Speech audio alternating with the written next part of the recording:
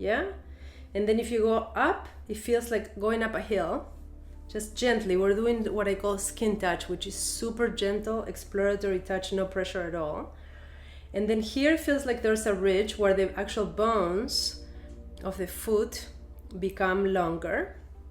Here there's a bunch of smaller bones, but here the bones of the foot, the toes begin. So it's gonna feel bony.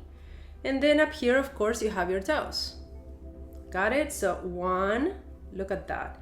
2, then we have, let's call it the medial line here. 3, which would be your waist. And then 4 for the pelvis.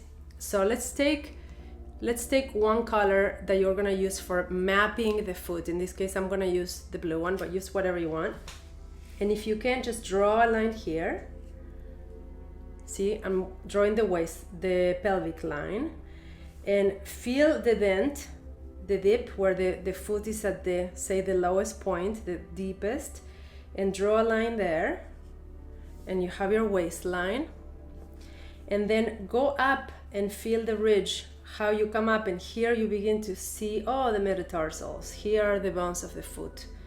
You can clearly feel them if you put a little more pressure. And actually that could be a line like that, more or less. And then this one, you don't need it, don't draw it, but know that it's there. If you want to draw it, you can, just so you have the whole map. Got it? 1, 2, 3, 4 sections. And to repeat in the toes, and to repeat, this is the pelvic line, so your foot is showing you where your pelvic will be, and all the pelvic areas here, including the sciatic nerve.